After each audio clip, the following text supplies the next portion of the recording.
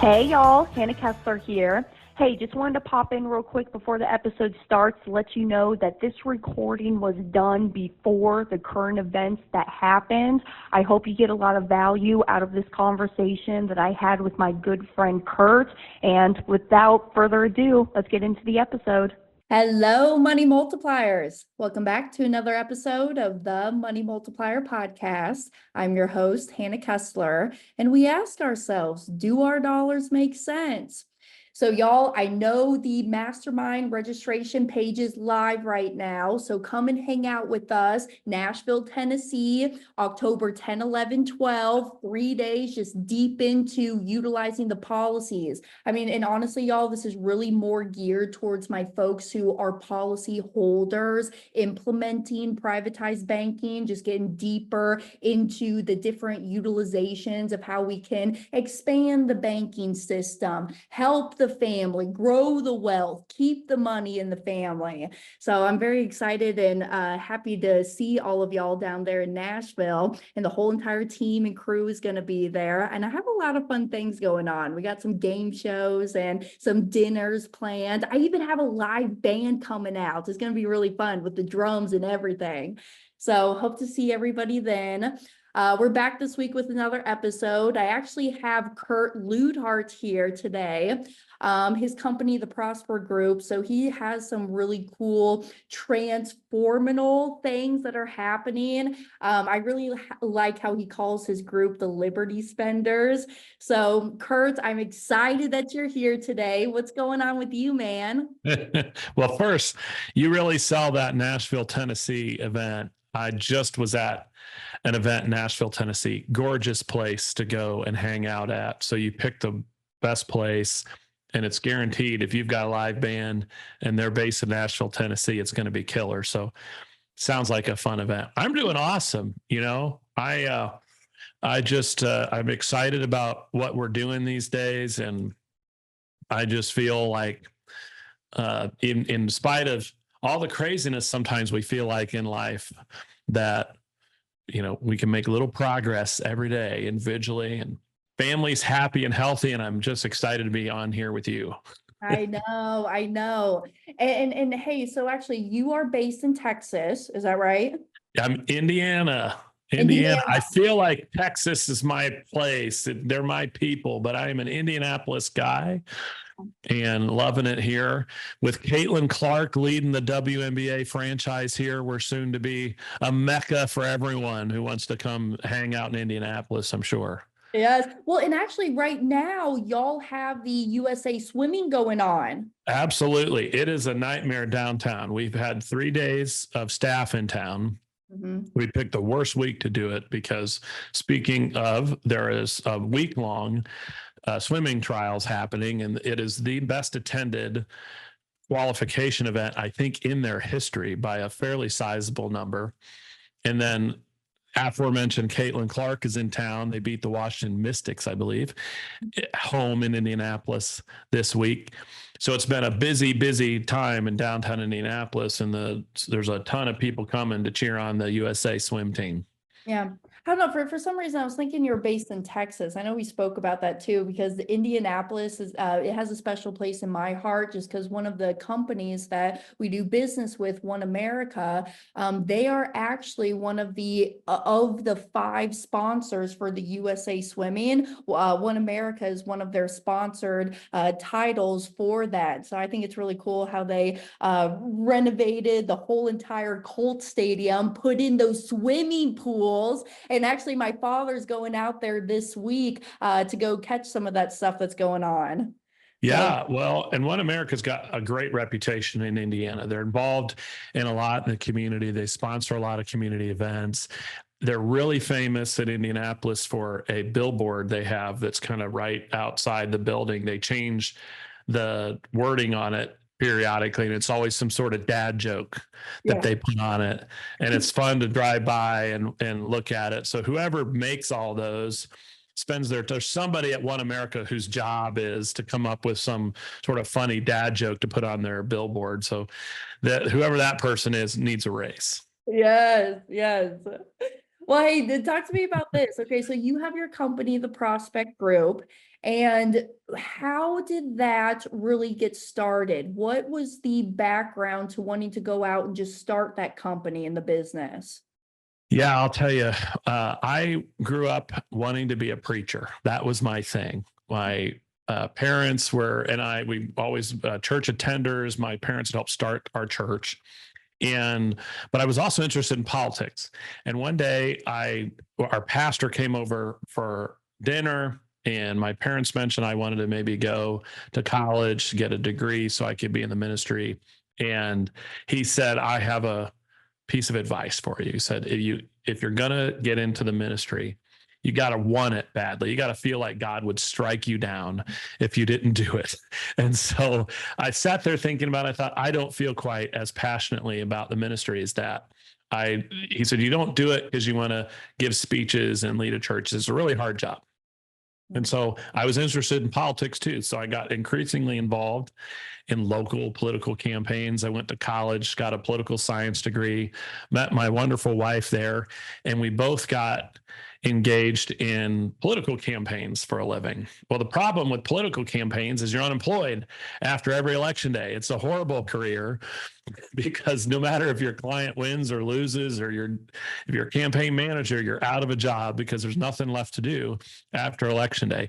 You can maybe go work for them if they get elected mayor or something, but you're out of a job. So my wife and I had this brilliant idea. We thought, we got to stop doing this staffer thing because we're always out of a job. If we start a business serving political candidates, then we won't have that problem. I don't know if that was really smart thinking, because instead of losing our jobs after every election, we just lose all of our clients. But we started a digital marketing firm specializing in political campaigns. It's the U.S. after all. We're very kind of tribal in a sense. So you got to pick a side. You can't work both sides. We work with Republican candidates. We've been doing that since 2006. And since 2006, we've helped elect over 100 members of Congress, 15 governors, 15 senators, a president. So it's been a wild ride. We have about 30 staffers spread all over the country. We've worked in every state, I think, except two. And I think it's Idaho and Hawaii. And I'd love to work in Hawaii. I need a reason to fly there to meet with a customer. So if anybody in Hawaii wants to hire us, I'm happy to fly to meet you. And we've even done a little bit of international political work, but it's not quite as appealing. Americans spend far more on politics than folks do internationally. So that's how we kind of got started. And my wife and I run it together. We've been sort of a two-headed, we call ourselves the two-headed monster in the company. We split responsibilities, but we've made it work, and recently added some kids to the equation. So that's made it a little more challenging. No more 100-hour weeks, but it's been a joy running the company all this time. Yeah. Well, and one thing that's been very innovative from your aspect is that it's the digital marketing and fundraising for those politicians that are coming in. And we just haven't seen that before. I know as we grow into this day and age, everything is onto the social media, online, the metaverse. And so have you been seeing that spike here recently where a lot of the folks are going towards the online versus the door knocking or visiting in person? Yeah, I mean, political campaigns have changed a lot in the last decade, for sure. When we first started doing digital marketing for political candidates in 2006, it seemed like a bit of a lark. Candidates would say, I don't think we earn votes marketing on the internet. It was all television advertisements. There was door knocking that happened. Obviously, people get mailers. And it was heavy on sort of instinct. People would, when you're working on a campaign, you'd have a sort of a gut feeling, maybe some polling about what would happen. Not a lot of metrics or analytics going on. In the kind of the sexy people in politics were always the TV guys, the guys who made TV ads. And over time, instead of being the person that folks laughed at, all of a sudden we were one of the early people that candidates hired. And it was largely because of what you said, which is voters started participating in politics by giving money to politicians online. First, it was mostly email. We would generate a lot of money via email. As it's become harder to deliver email into people's inboxes because their email service providers have become very, they're fighting spam, and so they'll put mass emails into a separate inbox. It's become harder to do that. So now we collect a lot of money via text messages, which is why so many of you are probably tired of receiving text messages from politicians. We also do Facebook ads to drive. People might see an ad on Facebook that would click to a donation page for a politician. We've raised at least $500 million for our clients in the last 18 years. It's really hard to know. Not all of them report back to us the effects of our fundraising. But in fact, I think still today, we hold the record for the most money ever raised in a single email campaign, which was for Donald Trump back in 2016, which we raised $2.6 million in 48 hours for him via email, which was a pretty wild experience. But a lot of Americans participate in the political process and donate to candidates, which I think is a great thing. We have a high degree of participation, even if there's a lot of kind of polarization and people with strong opinions. We are a country where the average American is pretty attuned, and a lot of them participate in the process, which is great. Yeah. And then here's the thing too, because when text messages are coming through or the emails are coming through, how are you creating that trust that, okay, I do want to support this organization and this person?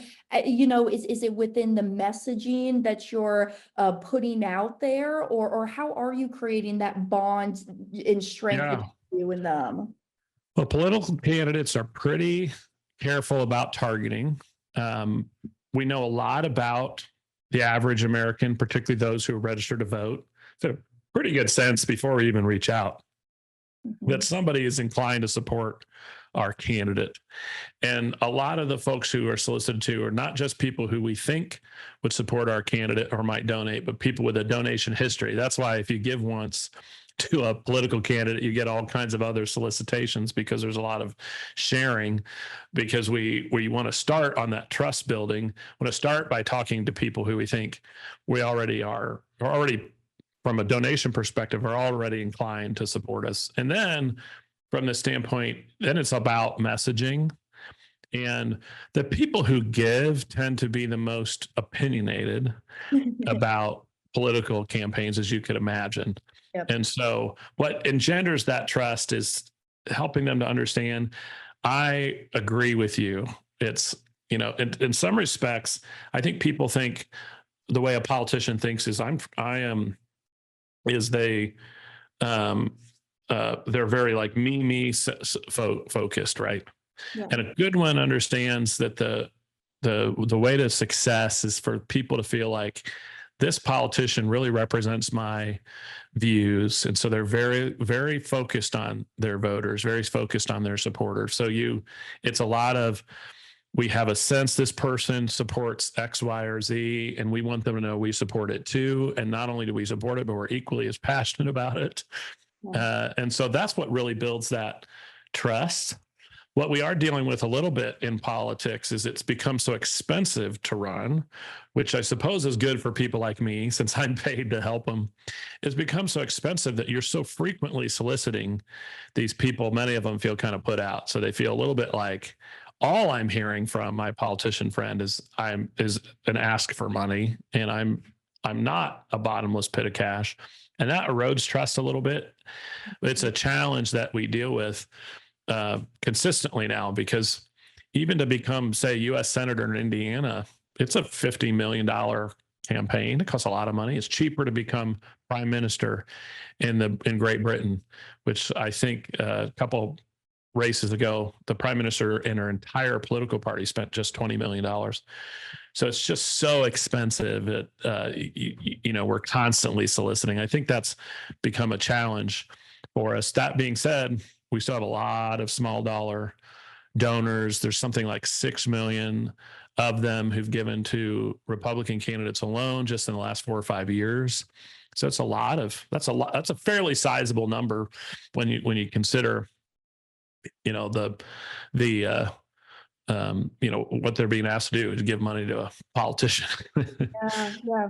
Well, let me ask you this, from a person who is in that Gen Z millennial generation, I can tell Yep. you the mindset over here from my people in my age ranges is that I just don't know if what I'm seeing out there online or on the television is actually factual information. And so how would somebody like myself and my people go out there and really source this information of, okay, if I am going to be donating and supporting this politician, how do I know that these dollars are going towards those things that I want? Or is everything that I'm seeing, is that true? I mean, are there Mhm. sources out there that you are really looking into or that you would recommend for someone like us? Yeah, I think first and foremost, it's important for everyone to understand what's really happening in our media environment right now. Yeah. The We've had sort of an absolute gutting of journalism and journalists because the newspaper business and the traditional news media business has become difficult to make money in. So you might have, say, the Indianapolis Star, which is our local newspaper here, in its heyday would have dozens upon dozens of reporters, and they might only be required to write 2 or 3 stories a week. So they might be well researched, well sourced. Now what we're running into is there's this need for a ton of content to come out of a typical journalist. And I know a few at certain publications, they're asked to publish sometimes a dozen pieces of content a day, which gives them almost no time to source, to back up what they're saying. They might get a single source for an article, and that's just one person perspective. And many of those people are providing quotes and providing information anonymously or on background, we might call it in our business, which means they might be flavoring it a lot because they aren't really being held accountable to what they're telling a journalist. So, the media organizations have to sort of kowtow to they got to make money too. And they're really forced to be increasingly more sensational and increasingly more creating more content.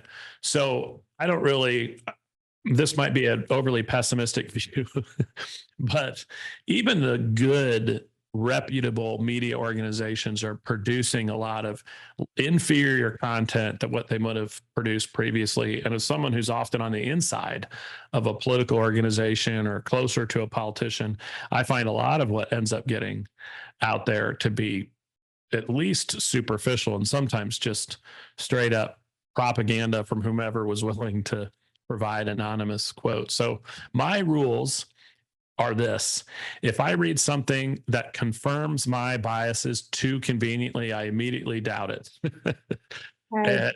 And so if I'm reading something about, if I'm a more Republican leaning person, I'm reading something about a Democrat that confirms everything, that I might want to think about them that was negative, I'm going to immediately question, okay, maybe this is super slanted. And so that's, I think, a key rule for anyone. We need to be careful of things that confirm our biases too conveniently. It's not necessarily true that you should read, quote, both sides. There was an interesting study done of Fox News and MSNBC would be 2 cable news channels on the extreme ends, right? So Fox leans right, MSNBC leans left. And they had Republicans watch MSNBC, Democrats watch Fox News, thinking maybe it would moderate them. And it actually made them it created more division, not less.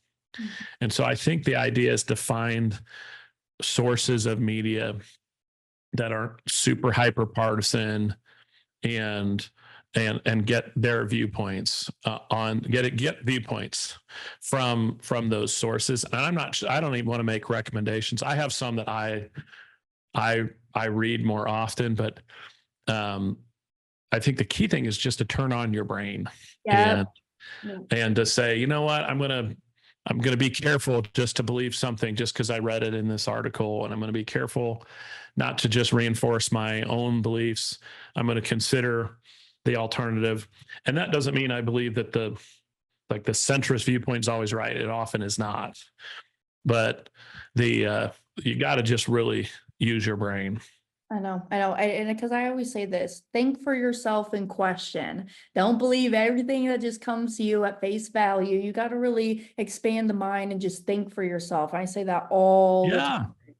And just know that these media organizations make money by selling crisis, and everything's falling apart. You're never, just like you never read a story about an airplane that landed safely, where all the passengers are well behaved and everyone was happy. You're never going to read a story about a politician that everybody loves, or about a political or a bill that was where there was 99% favorable support for.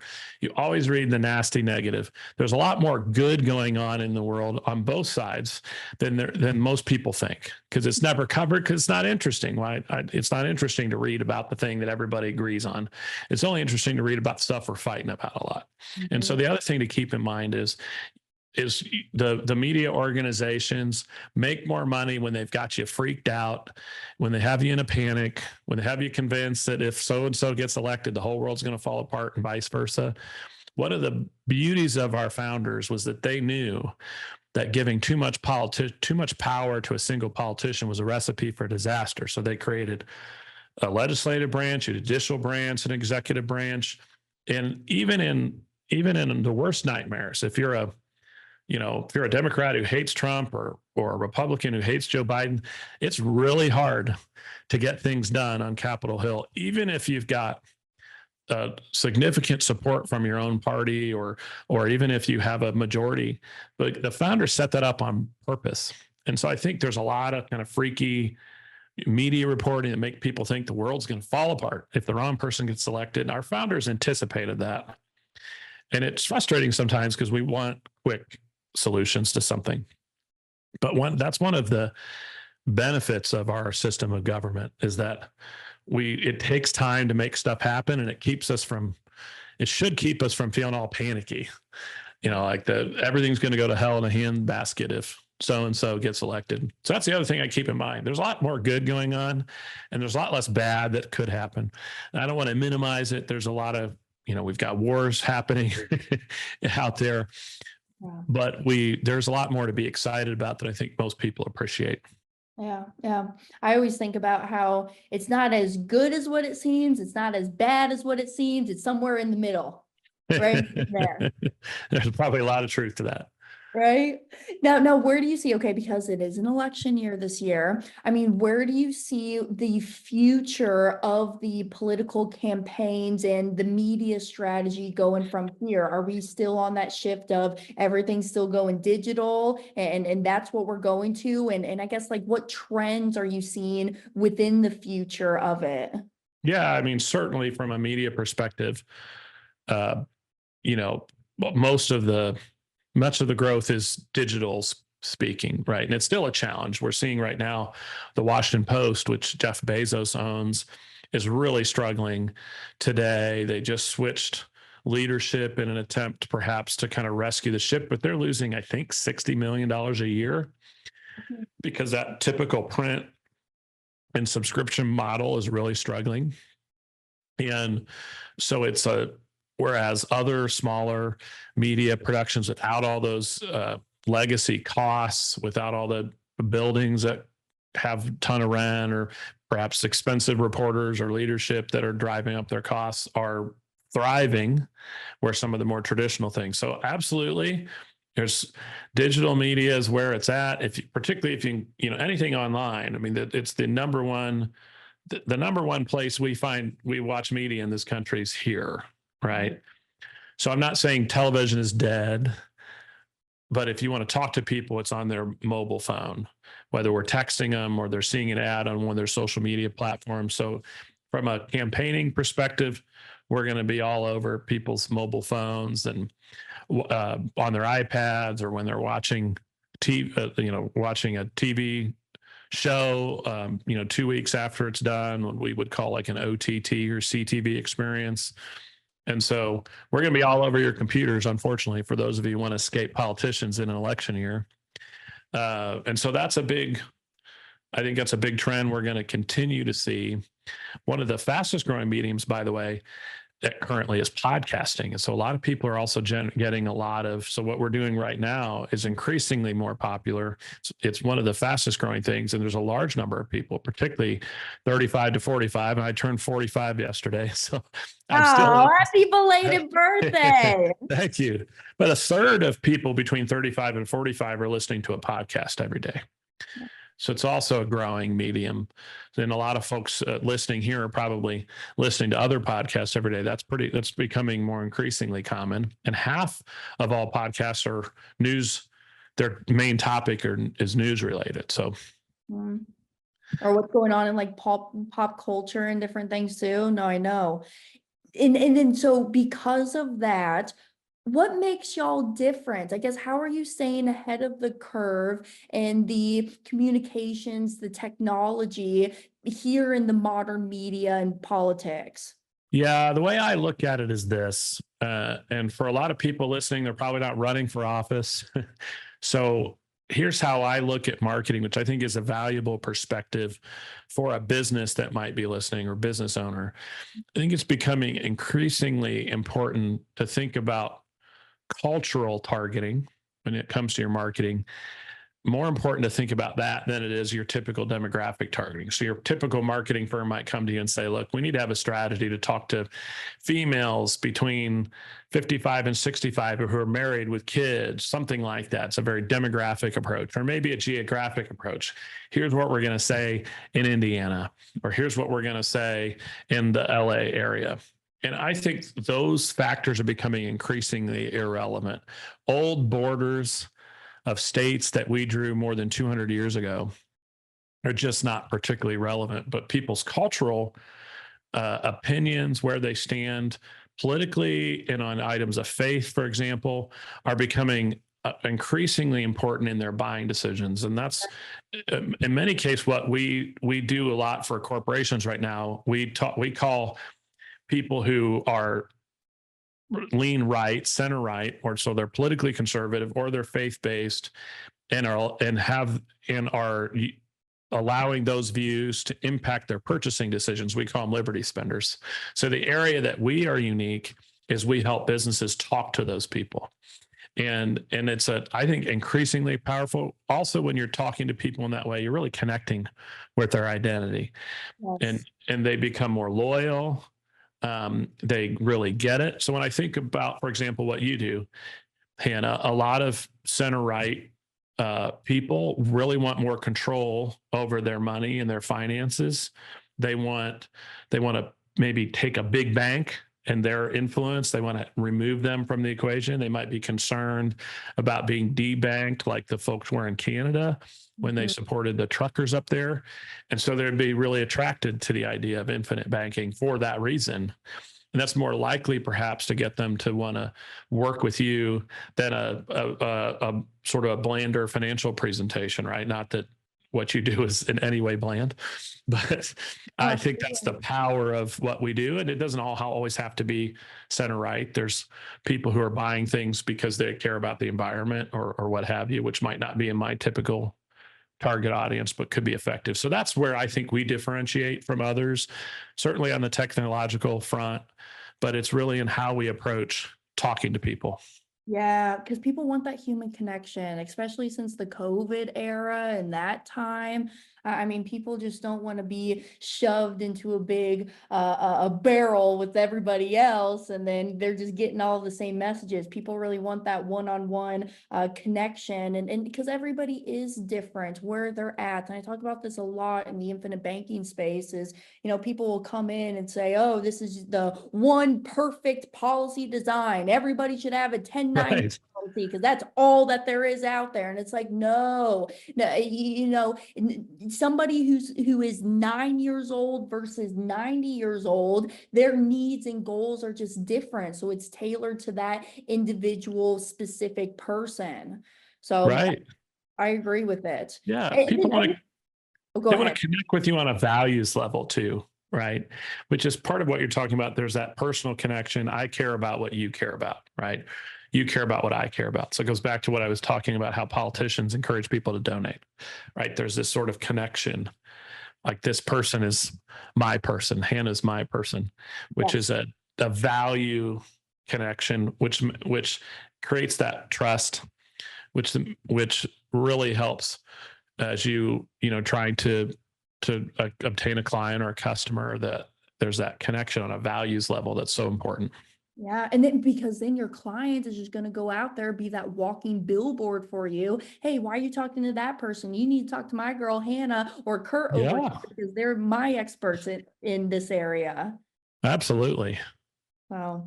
Now, what about how important do you think it is to, well, you're going to say it's important, but like just having that, why is the cohesive message important when it comes to media buying?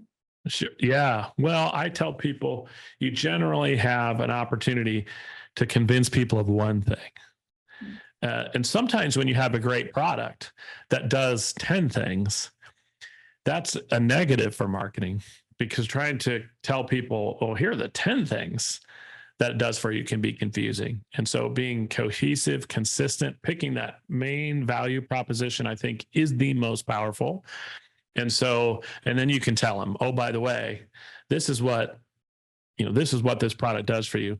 Later on, when you're closing the deal, maybe it's, well, by the way, we do there's these other 8 benefits, right? So you want to do infinite banking to get control. That might be the main message, but oh, by the way, it's good for your taxes and it's good for this, and it's a safer investment, all those sort of things that you might include, but you have really an opportunity to convince people of one thing. And so that's why I believe in cohesiveness. It's simple. Everybody's distracted. They see a lot of marketing messages, if not hundreds of marketing messages a day. So simple, straightforward, one thing, very powerful. No, I know. And now, because you are a leader within your business and then your community in Indiana too. I mean, what are some of those like key leadership principles that you follow just for any business entrepreneur, business owner?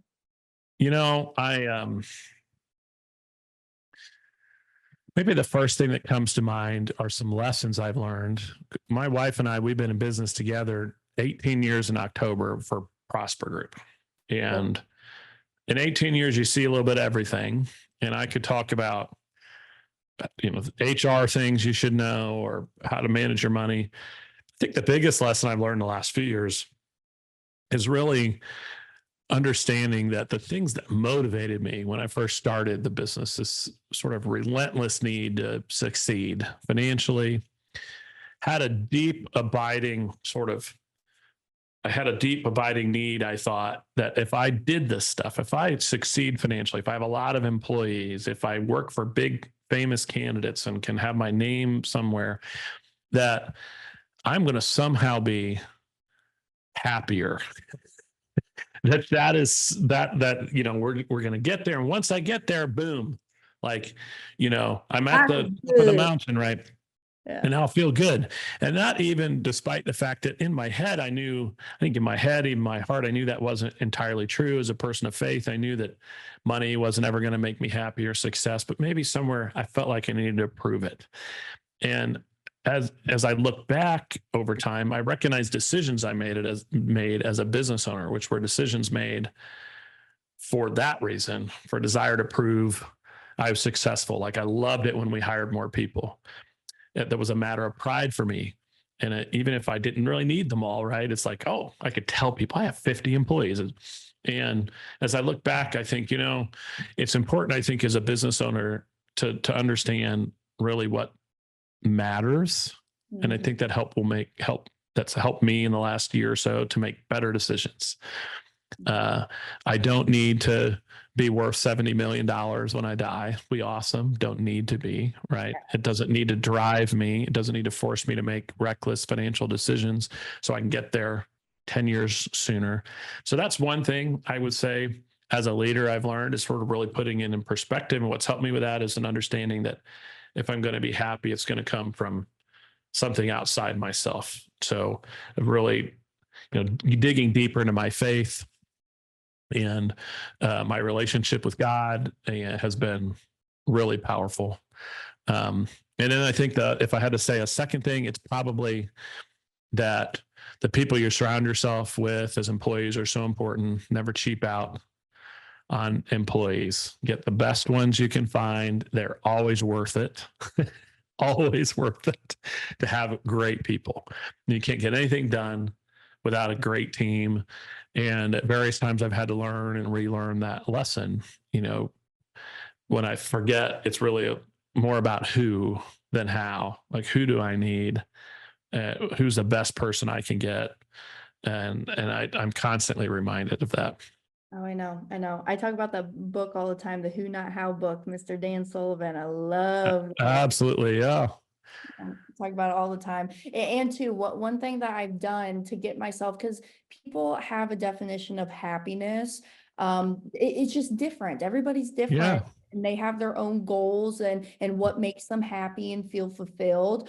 How I've come to that determination on my side is actually my partner, he says, hey, write down what your perfect day looks like. What is that perfect day? And then if I can get that on paper, from there, I can build out how am I going to move myself from working in the business and working on the business to get to that point where I'm making myself the least important person in my business. Yeah. Then I can lead every day living that perfect day, right? Yeah, absolutely. And that vision, there's something about, I first heard Craig Ballantyne talk about that. He's a sort of personal productivity expert that I like. He's the first person I ever, at least for me, I heard from this idea of writing down what my perfect day should look like. There was something about kind of putting myself in that spot, closing my eyes and imagining, okay, this is what's going to happen. Here's what at the time I'm going to spend with my children. And it was very powerful. So I think that's a great practice.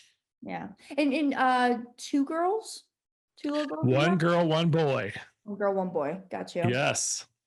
And we're here on our Zoom here. You can see how my balloon just went up. Well, I know those new tools, you got to be careful. You give a thumbs up and then it puts it on your screen. Yeah. I know, right? I know. So no, but that's fine. All right. No, so Kurt, I guess talk to me about this then. For your Liberty spenders, what are some of the things that folks are working on right now that's been very transformative in their business to scale up and get them to that next level?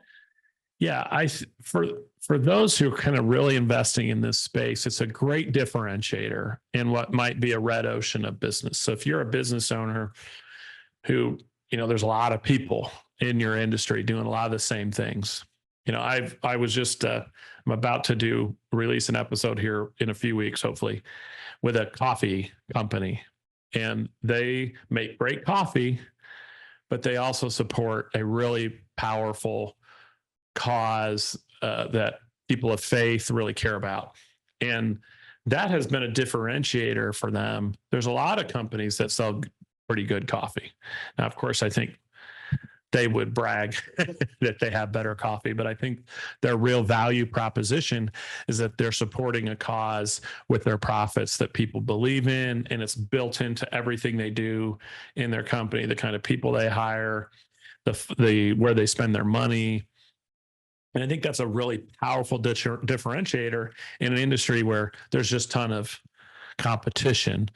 They have differentiated themselves by saying, we support a cause, and that cause isn't. It's it's more of it's like a faith-based cause with a little bit of a political bent, so it's not popular with everybody.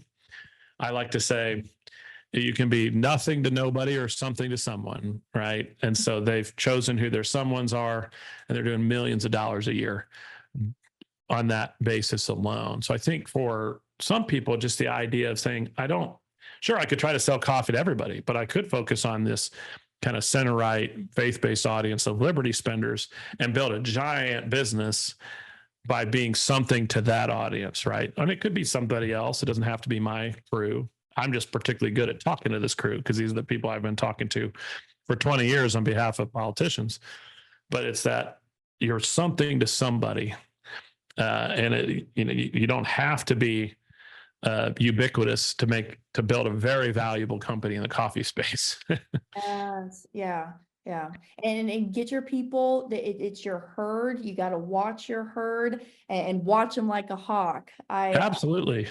And then especially if you have those connections with those different people too, like I mentioned before, they're just going to be your walking billboard to then go and, hey, this is my guy, you need to go here, or this is the coffee company that I like. Yeah, they got good coffee just like all these other people, but hey, this is the cause that they're supporting here.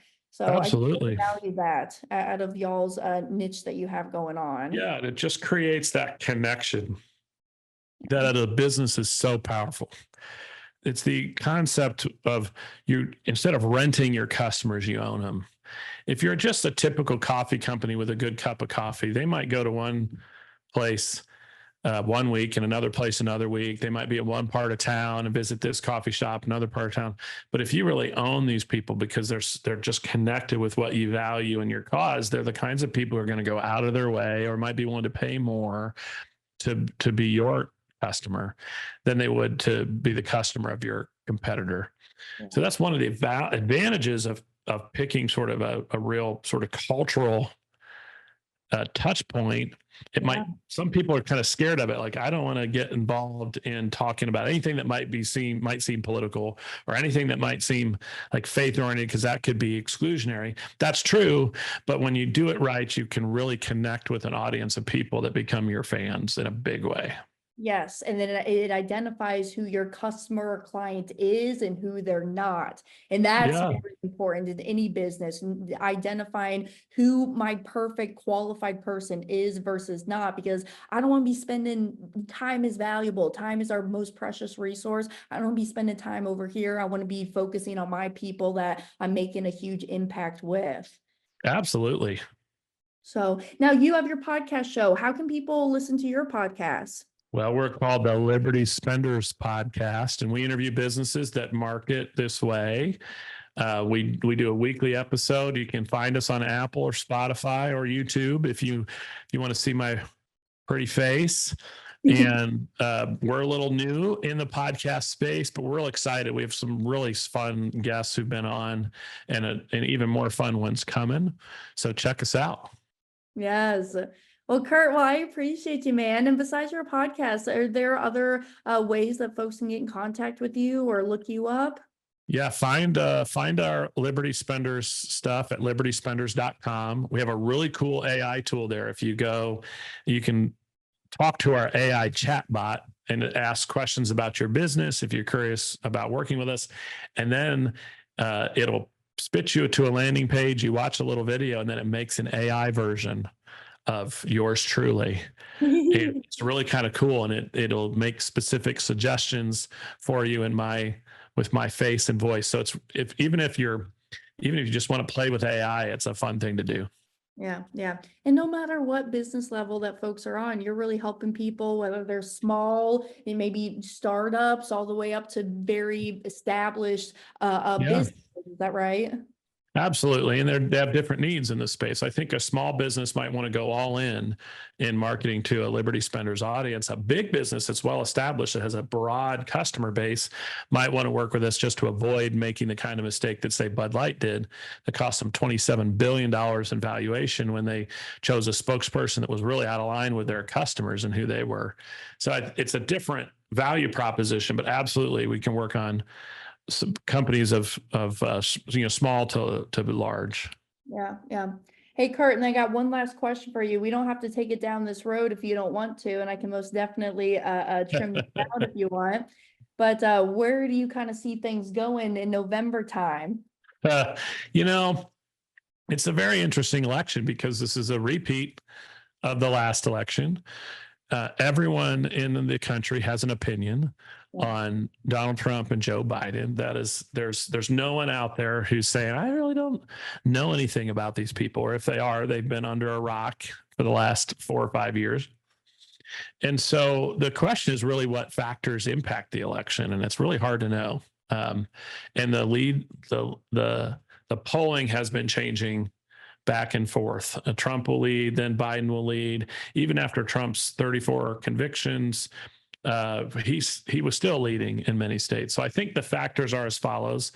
Maybe by the time this podcast is live, Donald Trump will have chosen a vice president. I think that's very important. He choose the right person. We know he's considering 4 or 5 folks, all of which seem like smart picks, but having the right person will be a big deal because it's one factor that's not set yet, is who is his VP. The other one will be RFK Jr. He's a bit more legit of a third-party candidate than we've had in a while. And there's an argument that he pulls votes from both candidates, and that will have a big impact. So those 2 factors I think are important. The Trump's VP choice, RFK Jr. We do have 2 debates coming up, and Trump's made a lot about Joe Biden's whether or not he's sort of mentally all there. So I think there's how he performs in the debates will be really important.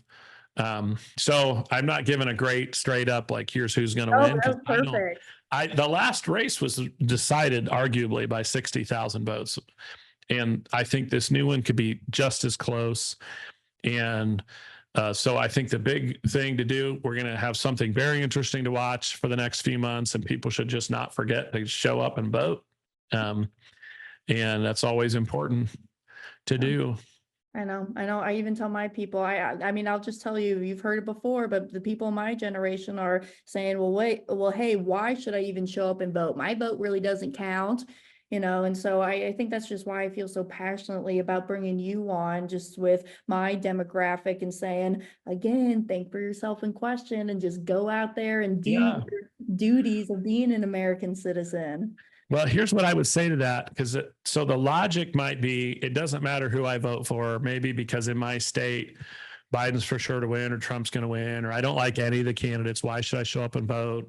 The reason it's important, even if it doesn't have a direct impact on this election, your vote, is just by mere showing up in greater numbers, it sways the influence of the next election towards you and your generation. Because as long as turnout's low, the less politicians are going to care about your viewpoints, right? So that's always been true. Younger people vote in lower numbers than older folks, and then they wonder why their viewpoints aren't as respected. If younger people turned out in the same numbers as senior citizens, people would care more about issues for youth. So my encouragement for folks, even folks who might feel like, I shouldn't show up because it doesn't matter, just by voting in larger numbers in your neighborhood or amongst your generation, it'll impact how politicians serve you in the future. So absolutely show up and vote.